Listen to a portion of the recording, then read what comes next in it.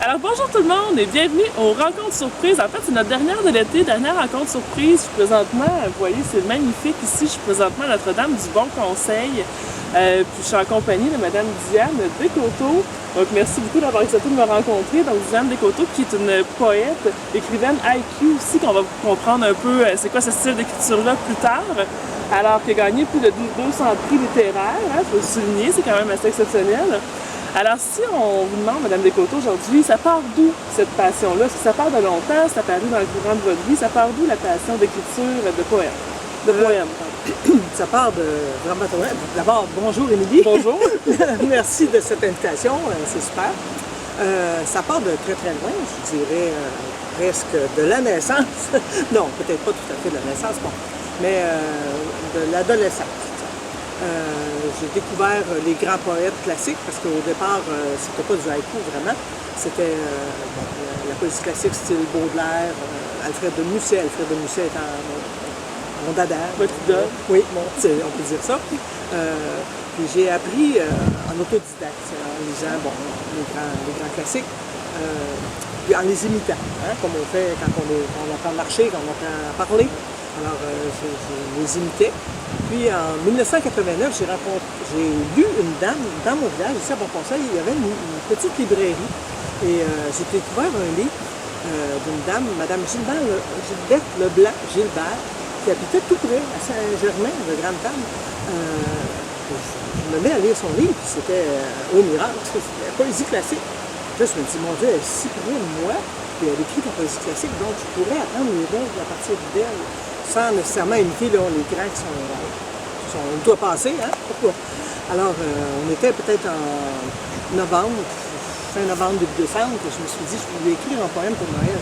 C'était ma façon à moi de contacter les gens, les approcher. Je suis quelqu'un plutôt solitaire. Alors, j'ai fait un poème que je lui ai adressé pour Noël. Et elle m'a répondu illico, entre Noël et le jour de l'an, je pense. Wow. Puis elle m'a invité chez elle en janvier, à aller manger des cookies, comme elle disait, prendre le thé et des cookies. Et on a parlé tout l'après-midi jusqu'à 3 heures du matin. Elle m'a enseigné des règles dès le premier jour. On s'est liés d'amitié. Puis je me rappelle, elle m'avait dit, je vais t'enseigner, Diane, à participer à des concours en France. Mais tu n'es pas prête, hein? Tu dois attendre pendant 1 an là, pour être bien formée. Je ne l'ai pas écouté, bien entendu. Je me pensais prête, moi, j'étais enthousiaste et tout. On y va. C'est ça, on y va. Fait que j'ai participé à un concours sur le coup et j'ai gagné un premier avec elle. Puis elle avait participé aussi. Puis là, bien sûr, elle avait vu ça. Elle a dit « Ah, ma petite Moses! » Alors, c'est ça, ça a commencé comme ça. Ça a commencé comme ça. Et j'ai continué à écrire, à poursuivre dans cette voie-là de la poésie classique de 89, aller jusqu'en l'an 2000, je te dirais, Émilie. Puis en l'an 2000, lors du bug, j'ai découvert comme ça par hasard, c'est fou, le haïku sur Internet. Pardon. Alors, c'est ça. Le premier poème que j'ai lu, je me souviens pas lequel, ça va être fou ce que je vais vous dire. J'ai peut-être trouvé ça un peu niaiseux. C'était tellement simple. Oui. Là, on va comprendre un peu qu'est-ce que c'est le haïku, parce que moi, je ne savais pas du tout ce que ça voulait dire. Donc, on va nous expliquer, peut-être, vous allez pouvoir nous expliquer qu'est-ce que c'est l'écriture haïku. Oui, c'est ça, on a rendu. Oui. Écoutez, quand on parle de la poésie classique, quelque chose qui est long, puis je sais que j'avais des commentaires là, qu'on me disait Madame Descoteaux, on vous lit, puis ça prend un dictionnaire. Là, je leur disais écoutez, vous savez, quand je l'écris, ça prend un dictionnaire. Donc, c'est normal que ça prenne un dictionnaire pour me lire. Mais c'était pas flatteur dans le sens. Parce que si on est un peu hermétique, c'est pas tout le monde qui nous lit. C'est peut-être pas accessible, c'est peut-être pas accessible à tout le monde. Voilà. Puis le haïku, lui, c'est un petit poème qui fait 5, 7, 5 syllabes. Étant des syllabes. Alors, c'est très, très court sur 3 lignes. Okay. Puis, comme je vous disais, c'était presque enfantin. Alors, c'est une poésie liée au sens. Je pourrais vous citer le premier haïku que tout le monde un peu connaît dans le monde, ceux qui touchent, qui abordent le haïku, qui a été écrit par Bachot au 17e siècle, en 1650 environ. Je dis à peu près comme ceci. Il faut penser que c'est une traduction, alors ça ne respecte pas des syllabes que je viens de vous dire. Alors, c'est vieil étang. Une grenouille plonge, le bruit de l'eau. Vieil étang. Une grenouille plonge, le bruit de l'eau. Alors, c'est très simple. Mais la première ligne, vieil étang, on compte l'histoire. Alors, on voit. Je le dis deux fois, hein, parce que la première fois, on l'entend. Et la deuxième fois, On peut s'imaginer, on voit l'image, on voit l'histoire. Alors, la première ligne, on a campé l'histoire. On se situe dans l'histoire. Les deux autres lignes, on voit comment ça se passe. Alors, la grenouille plonge, on voit la grenouille qui plonge et on entend. Et là, on fait appel à deux sens, la vue et le son. Fait que c'est très simple. Un enfant de 5 ans peut le comprendre. Je me disais, mon Dieu, je pars de si loin pour m'en venir à quelque chose de si petit, mais qui fait appel à mes sens, à quelque chose qu'on décroche. Quand on devient adulte, on s'éloigne de ce qu'on était autrefois. Tu sais, autrefois, on court dans la nature, on sent le vent, comme aujourd'hui. Hein, on sent, voilà, oui, on sent le vent. C'est ça, on est très bien. On sent parfois les petites mouches qui nous agacent. Oui. Mais c'est toutes des choses, puis on sent l'odeur aussi. Je sens l'odeur de votre parfum, là, parce que le vent est dans ce sens-là. Ça sent bon, ça sent très bon. Oui, ça sent très bon. L'ours en ours, vous sentirait s'il était dans ma position.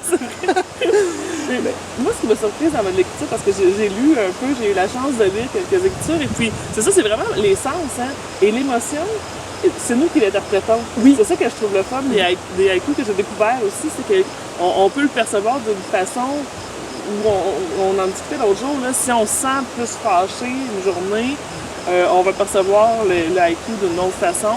Si on se sent de bonne humeur, on va le percevoir d'une autre façon. Ça laisse vraiment place à nos émotions quand on le construit et quand on le lit aussi. Oui. C'est ce que j'apprécie de cette écriture-là. Merci de m'avoir fait découvrir ça. Effectivement, c'est une poésie aussi qui est ouverte, comme vous le dites, au lecteur. Dans le sens qu'il y a beaucoup de non-dits. Puis, en étant court et bref, ça permet, comme vous le dites, au lecteur de s'approprier le texte haïku. Puis, ça nous rebranche aussi avec nos sens, puis la nature aussi, ça nous connecte à la nature. C'est rafraîchissant. Hein? On a assez de soucis dans la vie, c'est une légèreté.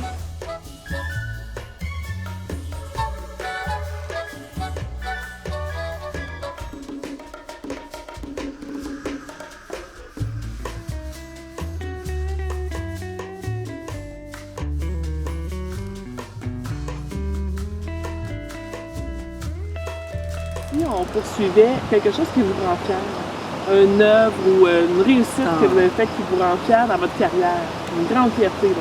Oui, bon, ça serait bon. Il y en a sûrement plusieurs, mais on a choisi une. Oui, c'est ça, je l'ai apporté parce que, bon, on avait parlé un peu des questions, hein, préparées. Alors, je ne sais pas si on le voit ici à l'écran. C'est le livre Jusqu'au bout de moi de Jocelyne Lacan, que j'ai coécrit avec elle un peu. C'est son histoire. Je vais la raconter doucement. Jocelyne, c'est une personne avec qui a participé à un de mes ateliers d'écriture en 3 ans, parce qu'on l'a écrit en janvier 2021. Elle faisait partie d'un groupe de femmes, de 6 femmes, qui avaient un atelier d'écriture. Puis, en janvier 2021, on est en 2022, c'est ça. Il faut que je revienne dans le temps, le 13 janvier, le 16 janvier, elle m'envoie le soir, lors du souper, elle m'envoie un messenger. Okay. Là, elle me dit bonjour Diane, blablabla, je vous écris parce qu'il me reste 2 mois de vie. Fait que là, mon Dieu, j'arrivais pas à mettre un visage sur son nom, premièrement, parce que ça fait beaucoup, j'anime assez d'ateliers d'écriture. D'envoyer des gens, là, oui. À un moment donné. Là, je me dis, pourquoi elle me dit ça? Qu'est-ce qu'on peut répondre à quelqu'un qui me dit ça? On ne peut pas dire. C'est assez saisissant. Oui, on peut pas dire, je suis désolé, puis moi, je manque de filtre. En passant, l'enfant en moi est encore là, peut-être. Fait que là, il faut que je tourne la langue. Ma mère disait toujours, tourne ta langue 7 fois avant de parler. Fait que là, je la tourne. Là, je ne sais pas quoi répondre à ça. Là, comme il y a un délai avant que je réponde, elle enchaîne. Oui, elle me dit, je vous écris parce que j'ai fait un haïku. Puis j'aimerais ça, étant donné que vous avez fait l'enseignement, j'aimerais ça que vous le regardiez. Alors, je lis son haïku. Puis dans son haïku, elle disait qu'elle avait accepter le diagnostic qu'elle avait accepté. Bon, D'être en fin de vie. oui, ce qui est arrivé. Évidemment, comme j'ai pas de fil, je lui réponds du tac au tac. Je dis, c'est impossible. Personne ne va vous croire. On ne peut pas accepter quelque chose comme ça. Mais moi, dans ma position, moi, c'est ce que je lui réponds. C'est bon. Là, j'ai dit, je vais avoir passé par la colère, le déni, je vais avoir eu d'autres émotions. Ça ne peut pas, on ne peut pas accepter une condition semblable. Voyons. Là, après ça, je me relis, je me dis, j'ai fait scène, envoyé. Trop tard. Oui, c'est ça. Fait que là, elle me répond, elle dit, évidemment, j'ai passé par ces étapes-là, mais j'en suis rendu là, dans mon cheminement. Ah, je me disais dans le moment, c'est bien payé, mais c'est pas crédible. C'est pour ça que je vous écris, est-ce que je voudrais retravailler avec vous? Oui, ça, oui, on pourrait retravailler ensemble. Pas de problème. Elle dit, elle enchaîne encore. Elle dit, mon plus grand rêve dans toute ma vie, ça aurait été d'écrire un livre. Oh. J'ai pas encore le temps de tourner ma langue. Comme je fais de l'accompagnement éditorial, je fais de l'accompagnement littéraire, du tac au tac, je réponds, mais 2 mois de vie, on a le temps.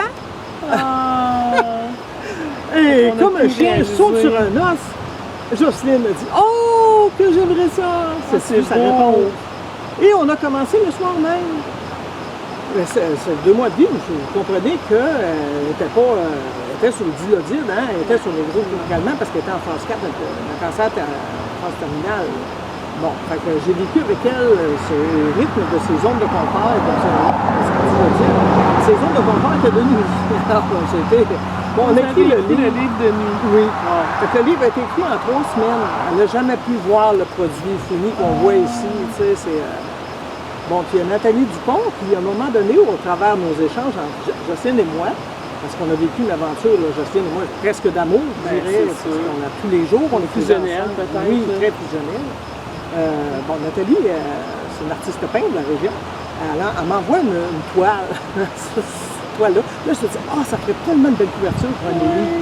Fait que je partage ça comme je suis avec Jocelyne à tous les jours, je partage ça avec Jocelyne. Vous pouvez montrer la couverture, tu sais. Là, elle me dit, ça serait parfait pour moi.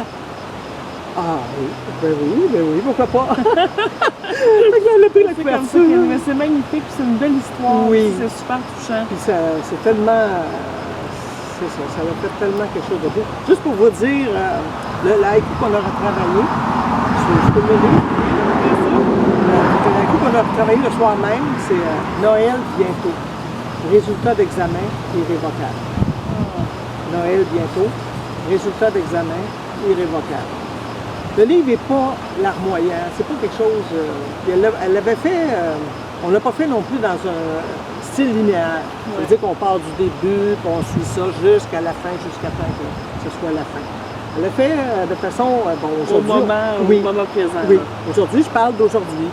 Le lendemain, je parle quand ça m'a été annoncé. Fait que, tu sais, la lecture est très intéressante, puis il y a des très belles illustrations... Alors peut-être leur dire, ça s'appelle Jusqu'au bout de moi, donc c'est une super belle histoire, puis je vous comprends que c'est votre belle fierté parce qu'effectivement, c'est vraiment une belle réussite. Cette personne-là était tellement attachante. Voilà. Ça vous touche beaucoup, on sent que mais c'est une belle histoire. Merci de partager ça avec nous aujourd'hui. Et puis pour tous ceux et celles qui ont écouté l'entrevue, je vous invite à peut-être cliquer j'aime sur notre page pas sur notre page Facebook, pardon, mais cliquer j'aime sur l'entrevue que vous voyez présentement ou commenter, mettre un petit commentaire. Et puis Diane, des côtés, dans sa grande générosité, fait tirer des livres. Donc moi, j'ai ça en main, ces beaux livres-là. C'est pour ça que j'ai pu en lire un peu, me préparer. Et puis donc, pour tous ceux et celles là, qui vont cliquer j'aime sur l'entrevue, un petit ou un petit commentaire, ou les deux. Donc, vous allez pouvoir être éligible pour le tirage d'un livre. Merci beaucoup, grande générosité de vous être ouverte à nous et de nous avoir expliqué un peu qu'est-ce que c'est que l'écriture haïku pour qu'on puisse en savoir plus. Et je vous jure, c'est très intéressant à découvrir pour ma part. Merci, t'es très aimable. Merci, Émilie. Un grand merci. Bonne journée tout le monde, à la prochaine. Au revoir.